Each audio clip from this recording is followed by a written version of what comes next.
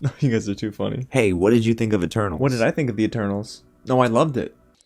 Oh, brother, this guy stinks! Okay, it's a little harsh, but you know what? I can't wait to talk about this film because yes, this is a top tier Marvel film, and it might just be in my top 5. Alright y'all, let's get into it.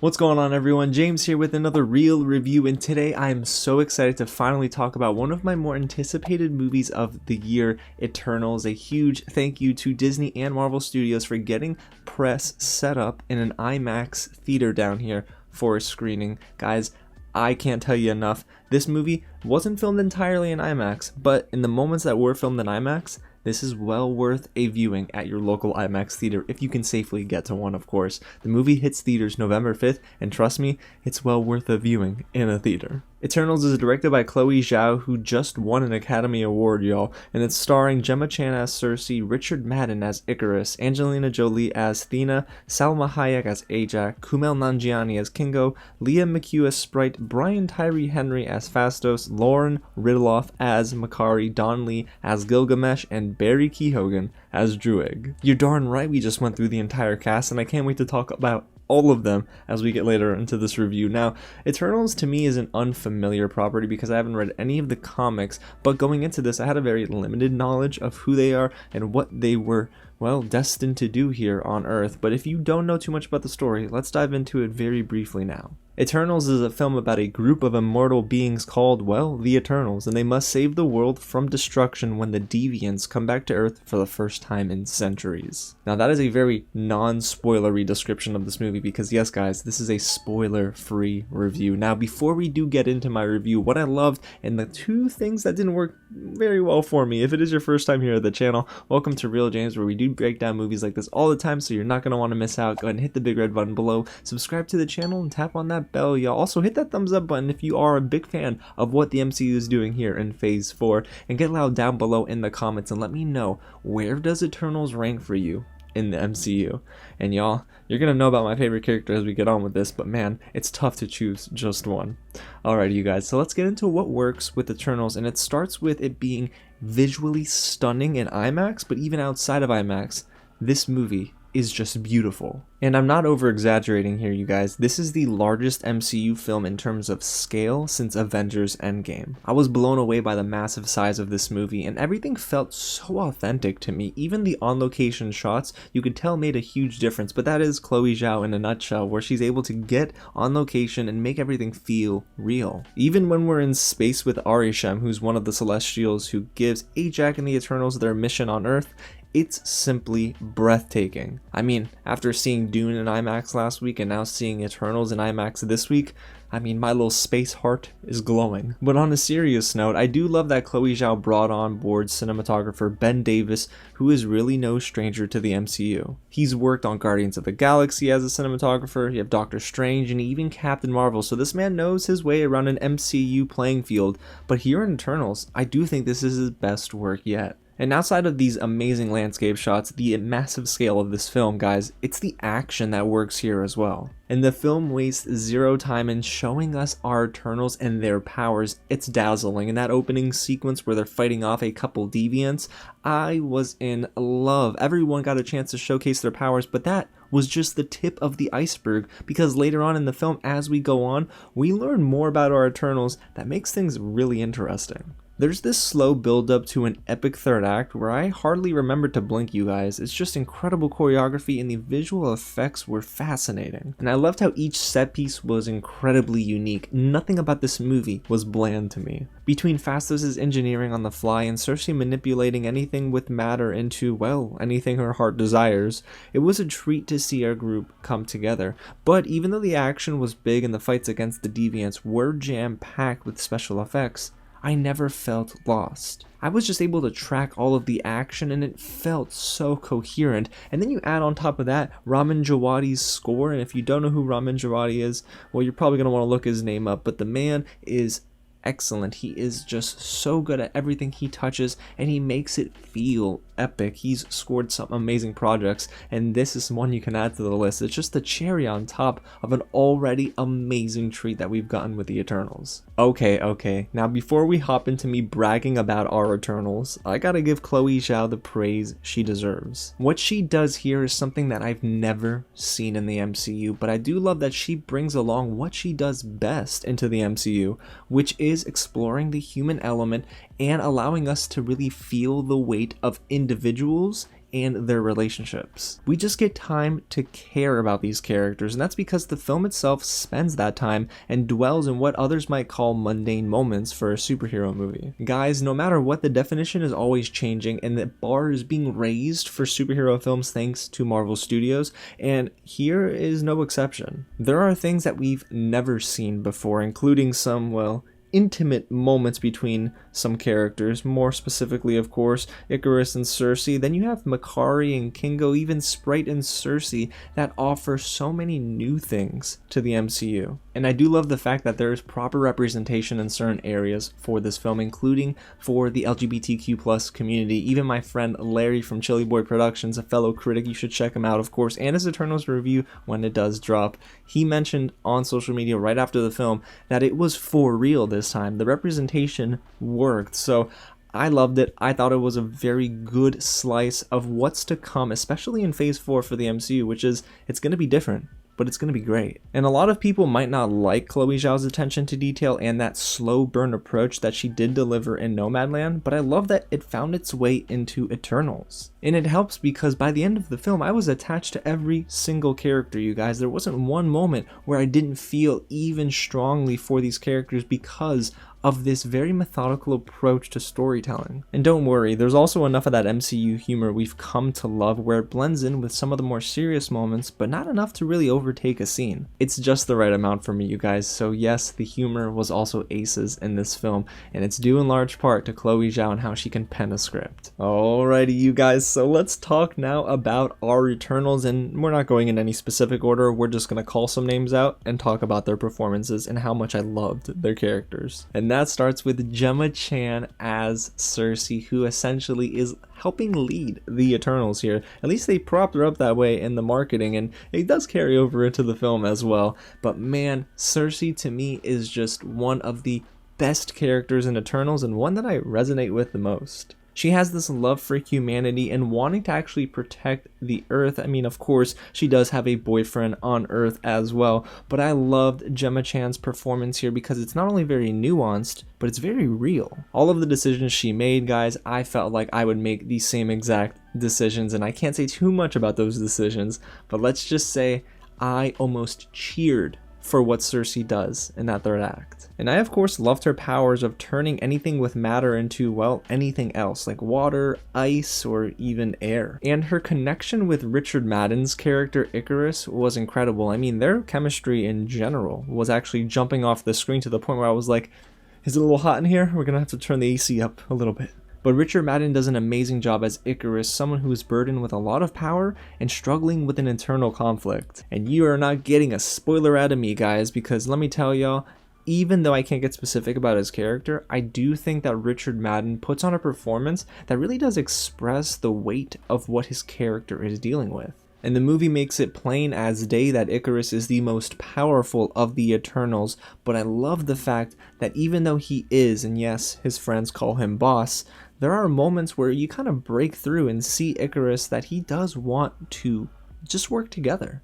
And yes, there's a reference to a major DC Comics hero that kind of, well, looks and talks and, well, flies like Ikaris. But moving on, guys, we gotta talk about another superstar casting here, and that is Angelina Jolie as Thena. Now listen, I'm not partial to this character because I'm half Greek, but what I will tell you is that Thena gets better as the film goes on, because at first she doesn't do much talking and she's a little bit of a mysterious character. But I do love the fact that the film explores what she's dealing with, and that is a lot of stress, but also her mind is just kind of weighing in on itself and kind of exploding internally. So not only is she a ticking time bomb, but Angelina Jolie does an amazing job at just working with another one of our Eternals, and that is Don Lee as Gilgamesh. Both of them honestly go hand in hand in this movie, and they both have this amazing loving friendship. It's just so beautiful to see both of them honestly work together, but Angelina Jolie just has this amazing heroic pose every time she's fighting a deviant,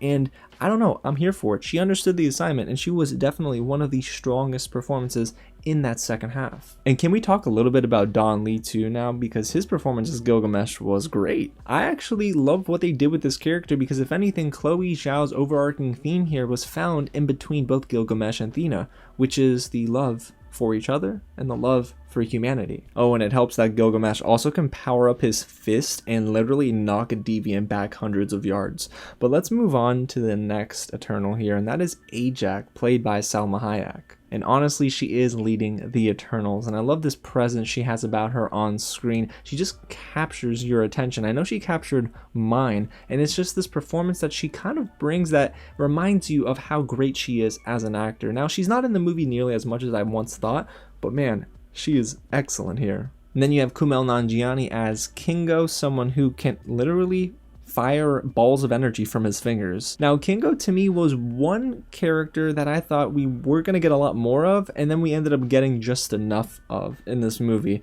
But man, Kingo is excellent here. He was able to just steal scenes, and that's due in large part to Kumail Nanjiani's amazing comedic timing, because a lot of the humor works because of Kumail Nanjiani and how he's able to really deliver those punchlines. He's excellent. He's, yes, a Bollywood actor, and yes, we do get a scene of him filming a movie and dancing, and it's amazing. There's this awesome connection he does have throughout the film with Sprite, who's played by McHugh. Now, Sprite is a child, but for all intents and purposes, these are Eternals, so she's never really growing up. And there's this issue that she does deal with in the film about wanting to grow up and be a human. So keep that in mind when you watch Sprite and come at it in that way, because I think she's going to be one of the more misunderstood characters in this film, but I do love that McHugh was able to deliver a performance here that really does capture the essence of the character. So man, kudos to her, and kudos to what they were able to do with Sprite in this movie. Alrighty, y'all, so let's go ahead and move on to Brian Tyree Henry, who plays Phastos. Phastos is awesome. The way he can craft different inventions on the fly, he's an engineer, and the way he can work with different metals is just so cool to me. It's so different for the MCU and superhero films in general. But Brian Tyree Henry is one character that I will tell you, or one actor that I can tell you, I came into the movie expecting to be great because I love all his work, but man, Phastos from the trailers was already my favorite Eternal, and I'm happy to say he still is. And it really is due to Brian Tyree Henry himself. The way he's able to just get into the bare bones of a script, make it his own, and deliver a raw amount of emotion is incredible. I mean, y'all, in that third act alone, Brian Tyree Henry just delivered for me. Every time he spoke, he just took my attention, and I just loved what Brian Tyree Henry did here, and I can't wait to see more of him in the MCU, hopefully. Okay, guys, so we got two more Eternals to talk about here, and that's Lauren Ridloff as Makkari and Barry Keoghan as Druig. Now, again, this is another pair of characters that go hand in hand because, like my friend said after the screening, yeah, we're shipping them. But guys, Lauren Ridloff does an amazing job here as Makkari. Now, even though she's deaf, the way she's able to communicate with her co-stars here and actually sign different bits of conversation to them was beautiful, honestly. And Lauren Ridloff gives an amazing performance because of the amount of emotion she's able to really convey in some key moments. But you can tell that she has this affinity for Druig in the film, so it really does allow us to see the evolution of their friendship turned relationship, because y'all can't convince me that they're not together. And I love the way that Barry Keoghan, who plays Druig, works with Lauren Ridloff here too. Druig can control people by just using his mind, and I think that is kind of cool, but also very dangerous. And the movie does kind of play in that little gray area in the film as well. But I loved Druig in this movie, and I grew to love Barry Keoghan's performance because at first I wasn't entirely sold, but he won me over in that second half. Again, though, this entire cast, the way they were able to work together, their chemistry and banter between one another is literally the best part of this movie. I love the infighting dialogue. I love the way that they're able to come together and kind of craft a plan to help, well, save the world. So man, Eternals is much better because of this cast. They got the script, but they made that script their own. And even outside of our main cast, there's really enough supporting acts here too to help carry the film. Like Kit Harington as Dane Whitman. He's a professor and Gemma Chan's love interest in this movie. Yeah, they got some chemistry too, y'all. But I do love how Dane Whitman is introduced as not just a professor here, but he's also a mysterious person. That's about all I'll say about that. Yeah. Just watch the film and you'll see what I'm talking about. And then there's Harish Patel as the charming yet hilarious Karan, who's Kingo's valet, because yes, Kingo again is a Bollywood star. And the man is great. There's this very real and authentic moment that Harish Patel has, and I can't tell you what it is, but when you get there, well, it was pulling at my heartstrings a little bit, y'all. I was very close to crying in that moment. Alrighty, y'all, so that's what I loved about Eternals. Now we gotta get into some things that I didn't really enjoy about the film, and it starts with the second act. And to preface this next point, I gotta let you know that this film had 4 screenwriters. Now that's a lot of screenwriters for a single film, but Marvel's found a way to allow each one to sort of express their voice. However, I do think Chloé Zhao's voice was heard the loudest in this film. And that's why I was surprised that there's this clunky feeling in the middle of the movie where we get lots of expository dialogue. That's not always a bad thing, you guys, if it's executed well, but it, for me, knocked off the pacing of the movie just a little bit. There's this moment with Arishem and Sersi where we basically get a big explanation of this world and the lore behind the Eternals. Now, I understand, it's necessary, it needed to happen, and I even heard the comics are pretty dense in terms of, well, the lore itself, so it's a lot to take in. It literally is explaining a galaxy and how these eternal beings came to be. But I will tell you that the movie does find its weird way into that territory of where I thought, okay, maybe they're talking a little too much here. And even though it wasn't enough to ruin the experience for me, it did last long enough for me to notice it. Although I will tell you that we did get expositional dialogue later in the film with Ajak, and it felt more natural than what we had with Arishem. So even though those moments with Arishem felt big in scale and otherworldly, to me, it just wasn't really where the film shined as bright as I think it could have. But other than that, you guys, I have no other negatives about Eternals. This movie is just excellent. So I guess this is the overall thoughts section, right? And overall, Eternals is a top 10 MCU film, and for me currently, it's in my top 5. I love how Chloé Zhao was able to put her imprint on this film, but also round together some of the best actors in Hollywood today. And each one got a chance to shine, and that's so rare in an ensemble superhero movie. But I will tell you honestly, I'm not even lying, guys, it's tough to pick one favorite. Even though Phastos, I will tell you, is probably my favorite Eternal, I also got to think of Athena. I also got to think of Sersi, and even Ikaris. Guys, there are so many things to love about everyone in this cast that I'm just head over heels for each of these new characters. And luckily there's enough here for fans of that MCU formula to love, but also if you're looking for a new experience, you're getting that in this movie. A lot of things have not been done before Eternals, and I think it sets a new standard for the Marvel Cinematic Universe moving forward. So if you had to ask me, guys, Eternals, yes, is one of my favorite movies of the year, and I really recommend this if you're looking for something fresh in the MCU, but also something incredibly epic. And there you have it, guys. That's my real review of Eternals, a film that if I had to rate it on a 10-star scale, I'm giving it a 9. Yeah, it's just that good. But guys, I need to know exactly what you think of this film after you see it on November 5th. Get loud down below in the comments if you're hyped for this movie and which Eternal is your favorite. And if you haven't already, hit the big red button below, subscribe to the channel, tap on that bell, and of course hit the thumbs up button if you enjoyed this review, because it's a blessing, but it's also something that makes me a little sad after seeing a film so early like this, because I just want to see it again and again and again, and that's what Eternals does by the end. It just made me want to get back in my seat and experience this amazing adventure all over again. Alrighty, y'all, again, thanks so much for watching, and I'll catch you at the next screening. Yes, I know I said again like 3 times in that sentence. I get it.